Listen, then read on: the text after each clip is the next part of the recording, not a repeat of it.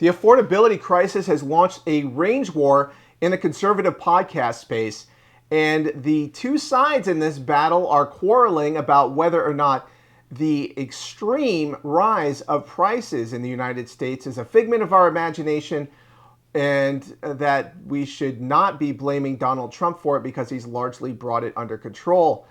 But on the other side, there's also an argument that people should just tighten their belts, learn how to cook, and stop ordering DoorDash.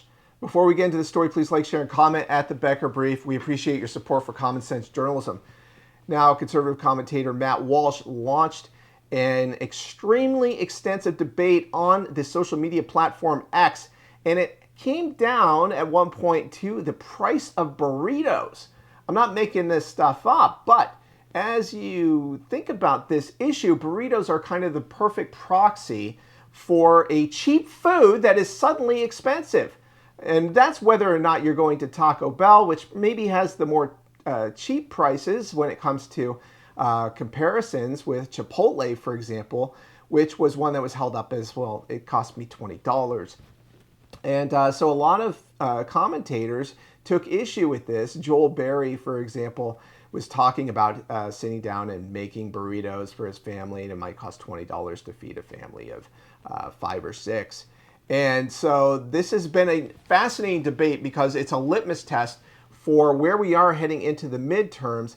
I sense a lot of trepidation about the Democratic Party being able to seize on the affordability crisis and to use it as a wedge issue and to tout false solutions to this problem, because at the end of the day, the Democrats are the ones who are largely to blame for this, but the Trump administration and the Republican Party has aided and abetted this, as I will explain later on in this post. So let's go to what was actually said in the tit for tat, starting with Matt Walsh.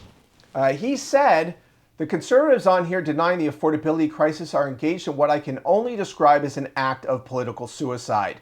They're also lying, which is the worst part.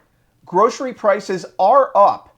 Housing, energy, insurance, healthcare, basic living expenses. It's real. It's happening. Denying it just makes you look out of touch, deceitful, and untrustworthy. It's also a completely unnecessary and unforced error. No credible person is claiming that Trump caused these price surges. You don't have to disgrace yourself by denying the reality in front of your face just to prove your loyalty to Trump. The causes, for the most part, are multifaceted, complicated, and long-standing. That's true, so let's discuss them. Debating whether the problem exists at all, or if it does, whether it counts as a problem, is a total waste of time and makes you look like a shill and a fraud. Well, he definitely threw down the gauntlet there, and a lot of people objected to his tone. And then Walsh had another post that said, grocery prices are insane. They're still rising. Addressing this problem should be the #1 priority of every elected leader. End the stupid foreign wars and focus on this issue. It's one of the main reasons socialists are gaining power. He also said that people who are denying the problem are engaging in stunning levels of suicidal idiocy. Now, let's tie this back to another thread of this, a tangent that was offshoot of Matt Walsh's argument here, and that came from Andrew Colvett of TPUSA. He wrote in a response post, one of our TPUSA college students gave me his take on affordability. A burrito shouldn't cost $20. Yeah, a lot of this is a hangover from COVID and Biden-era inflation, but the lived experience is the same. It just feels like basic things cost too much, unquote. And as mentioned before, Joel Berry, he also took issue with something that Colvett said, and he had a response. He said, last night my wife made homemade burritos for our family of 8, and it cost less than $20 total for everyone. I'm beginning to think the affordability crisis is really an I don't know how to cook crisis. And then Mark Thiessen said, cry me a river. The burritos in the college cafeteria are included in your meal. One of the funniest responses came from J.D. Vance. He said, I'm surprised to hear Mark say this. If you ever met him in person, it's quite obvious the man has never missed a burrito. Well, damn, that is one way to have a response that catches fire on X. But the important thing in all of this is that the socialists in the Democratic Party are seizing on the affordability crisis. They're holding up things like the Iran war and the tariffs as contributing to this problem. Now, interestingly enough, at the margins, you could say that is true. Spending $100 billion that we don't have on a war of our choosing in Iran, and you can debate that if you want about how far their nuclear weapons program was advanced and how necessary it was to stop them. I think there's a lot of merits to that argument, but pros and cons notwithstanding, the Iran war is adding to our unaffordability crisis. We're running deficits of about $1.4 to $1.8 trillion a year, even under the Trump administration. It was much higher under the Biden administration, especially during the early COVID pandemic. And we're seeing massive amounts of fraud, potentially up to $1 trillion in COVID pandemic fraud. That is in addition to the Medicaid fraud that we're seeing, about $200 to $500 billion a year by some estimates.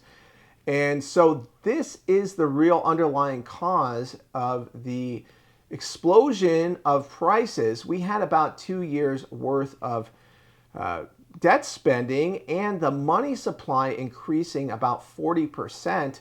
That has been absolutely devastating for the value of the dollar, and that's why we have $100 today. It was worth about it went about as far today as $77 did in early 2020. And so this has been a huge crunch. We have not seen wages catch up with that in the United States. And the slowing of the inflation rate growth in the United States, that has been an accomplishment of the Trump administration. But again, the gray area in all of this is that we actually need the prices to go down from the huge jump in grocery prices, for example, 30% under the Biden administration.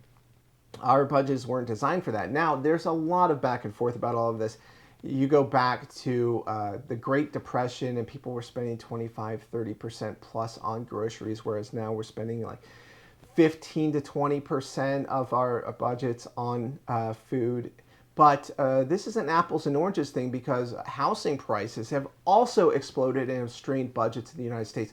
Part of that is due to the immigration crisis, the Biden administration opening the floodgates. All of that extra demand is on fewer goods available to the rest of us. So that means it's a supply and demand thing. Prices are going to go up that way as well. So that has pushed up housing prices and to some extent grocery prices. And solving the immigration problem will go a long way, but it's dodging the entitlements problem in the United States. We had the Department of Government Efficiency that was a kind of blip on the radar, and it has been effectively hobbled. It is a skeleton crew at this point because they have effectively given up. They cannot get the fraud under control. So more power to J.D. Vance and his anti-fraud task force for getting out there, finding the fraud. They've made a number of arrests on the Medicaid front scene, whether you're talking about Pennsylvania to Alaska to Texas, at the different levels of government. Justice Department is also involved in these prosecutions. And so billions and billions of dollars are being saved, but there's still a lot of work to do. And I think the Trump administration withholding about $1 billion in funding of Medicaid in California and Minnesota is causing a lot of screaming and gnashing of teeth on the progressive side, but they need to reform those things because, as I discussed in a recent Red State article that I encourage you to check out, there is a new report about the Medicaid expansion in these states and $33 billion in fraud, maybe 46% of enrollees may be illegitimate. That's a huge amount of fraud every year just in one little program. And it's mind-boggling that we're letting this go on in the United States. But the more you grow the federal government, the more this is inevitable.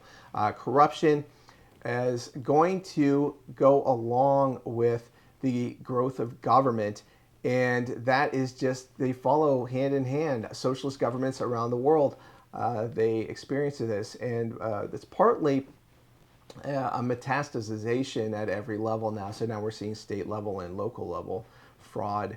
It has just absolutely pervasive. It is out of control. And so hopefully this anti-fraud task force will be tied to the affordability crisis and will show how they're saving money by cracking down on the fraudsters. But we're going to have to do something about all of the foreigners essentially who've come to America because statistically they're using food stamps and other welfare programs, free education, all of these things, and they're not necessarily loyal to the United States. The vetting is extremely weak. We need to have a much better process to make sure the people who are coming into America are loyal to our constitutional system of government, that support our individual rights and our freedoms, and they are not trying to exploit the system. Now, we just saw recently one of J.D. Vance's anti-fraud task force say that we now live in a low-trust society, and therefore the programs that were implemented under Woodrow Wilson and expanded under FDR, they have been compromised by the number and the attitudes of many foreigners, not all obviously, who've come to the United States and exploited the system. I think it's much simpler than that. These programs are born bad. They should have always been a very marginal, last case safety net for people who cannot help themselves at all. Now it's become a hammock, and people are just reclining in it and exploiting us. I mean, we all know these anecdotes and see these people who are on welfare and driving new cars, and they don't have any other expenses because the government, aka us, the taxpayers, are underwriting their lifestyles. This has got to stop. It's a sort of proxy class warfare, and the left is trying to turn us into a socialist country by weaving certain penalties into our system for hard work, and penalizing us who are frugal and who try to save. They are taking a lot of our money with taxes, and they are also taking with the indirect tax of inflation that comes through debt spending. All of that fraud, all of that waste, all of that abuse is costing you every time you go to the gas pump, every time you go through the checkout line. And I don't think lower and lower middle class people necessarily understand this. So arguing about whether the Iran war or tariffs exacerbates the situation is sort of, missing the forest from the trees, and it is not the big issue. The big issue is the government spending and the entitlements and the waste and the fraud and the abuse, and we need to stay on the messaging here.